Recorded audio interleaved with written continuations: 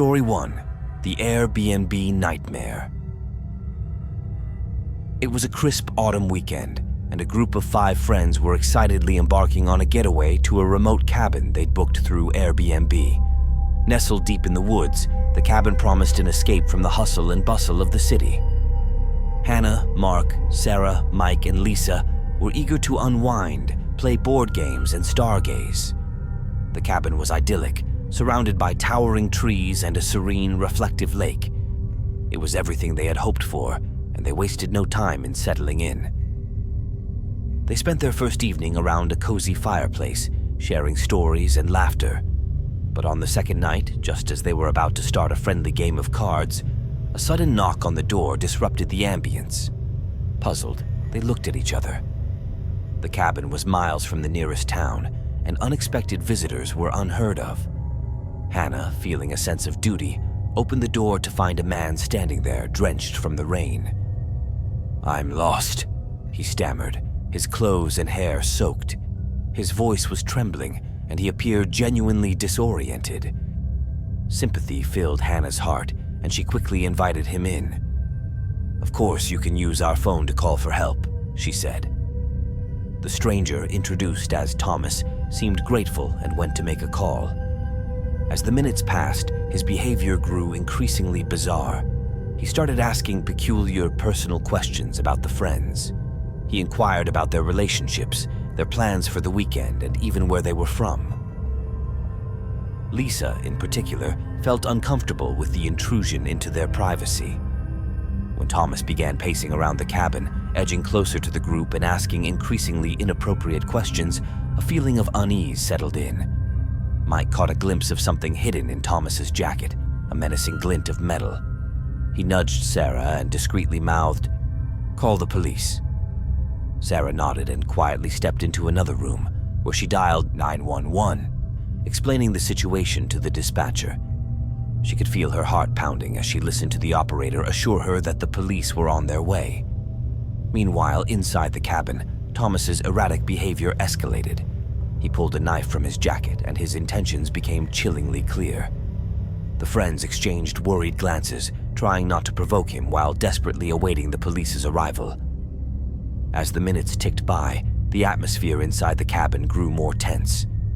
Finally, the distant wailing of sirens signaled the police's arrival. They stormed into the cabin, guns drawn, and apprehended Thomas, who was taken into custody without further incident. The friends breathed a collective sigh of relief, grateful for the swift response of the police. The Airbnb nightmare had turned into a harrowing experience, but their quick thinking and the prompt action of law enforcement had saved them from a potentially disastrous outcome. As the police led Thomas away, his face contorted in a mix of anger and frustration. The friends couldn't help but wonder what had driven him to their door. They would never know, but they were determined to make the most of the rest of their weekend, cherishing the bond that had helped them through a terrifying ordeal. Story 2: The Uninvited Guest. It was a dark and stormy night when Sarah found herself stranded on a desolate country road with a flat tire. Her phone had no signal, and the nearest gas station was miles away. Desperate and drenched from the rain, she trudged through the downpour, hoping to find shelter. Her salvation appeared in the form of a grand old house, its warm, inviting lights shining through the gloom. Sarah knocked on the door, seeking help from the strangers within. A kind family welcomed her in, offering her a dry spot by the fireplace as she waited for a tow truck to arrive. They introduced themselves as the Johnsons, a friendly couple with 2 children. As Sarah warmed herself by the fire, a strange look came over her face. She began to stare at the family's photos adorning the walls. In a trembling voice, she said, "I grew up in this house. It's my childhood home." Mr. Johnson exchanged a puzzled look with his wife. "That can't be," he said. "We've lived here for over a decade." Sarah's voice quivered as she continued, "My mother is here. I can see her. She's in the kitchen." The Johnsons, growing increasingly concerned, asked Sarah if she was feeling all right. Her eyes remained fixed on the kitchen door, where she claimed her mother stood. She's been waiting for me to come home," she whispered. Terrified and uncertain about Sarah's mental state, the Johnsons decided it was best to call the police for assistance.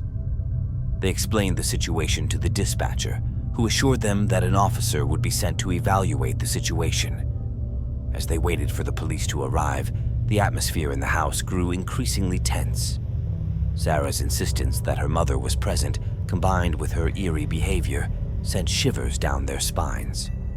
When the police finally arrived, they found Sarah still in the same state, gazing into the kitchen. The officer tried to reason with her, asking her to step outside and speak with them. She refused, claiming she couldn't leave her mother behind. After several unsuccessful attempts to coax her out, the police decided to take more assertive action. As they approached her, she suddenly screamed, her eyes wide with terror, and she was forcibly removed from the house. Outside, as they tried to calm her down, the police received a call on their radio. An officer reported that a woman named Sarah, who claimed to be from a nearby psychiatric institution, had recently gone missing. She had a history of wandering and delusions, and her real mother was devastated, searching for her desperately. As the truth unraveled, the Johnsons realized the woman they had taken in was indeed not the rightful owner of the house, nor was she sane. The unsettling encounter left them shaken, and they hoped the missing woman would find the help she needed while her family continued to search for her. Story 3. The Uninvited Visitor. Emily's family had embarked on a serene vacation in a cozy, secluded cabin nestled deep within the woods. The forest, illuminated by the soft glow of the moon, felt enchanting. Emily, awakened by an insatiable thirst in the middle of the night, quietly slipped out of her bedroom and tiptoed through the dimly lit house to the kitchen. As she poured herself a glass of water, a faint whisper reached her ears. Turning her head, she was startled to find a girl standing there, bathed in the pale moonlight. Her hair was long and dark, and her eyes had an otherworldly, ethereal quality. Startled, Emily stuttered, "Who are you? What are you doing here?" The girl offered a calm, innocent smile. "I came to visit. Don't you remember me?"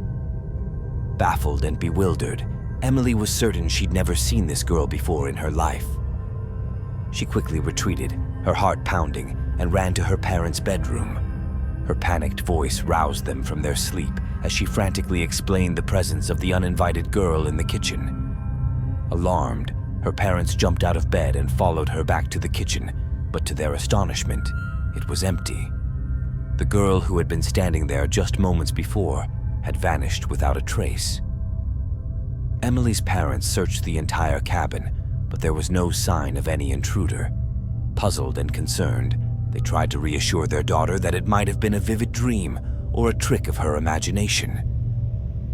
However, as the days passed, Emily couldn't shake the eerie feeling that something was amiss. She couldn't help but notice strange occurrences, objects moving on their own, whispers in the night, and cold spots that seemed to follow her around the house. One evening, as Emily was reading a book in the dimly lit living room, she saw the girl again, standing at the edge of the room, her ghostly figure illuminated by the faint glow of the fireplace. The girl reached out a pale, translucent hand towards Emily and whispered, "Don't be afraid." Terrified, Emily dashed to her parents once more, and when they returned to the living room, the girl had vanished once again. Fearing for their daughter's well-being, Emily's parents decided to cut their vacation short and left the cabin the next morning. The eerie encounters continued to haunt Emily in the days and weeks that followed, leaving her with a chilling sense that the girl from that fateful night had left an indelible mark on her life, even though her presence remained elusive and enigmatic.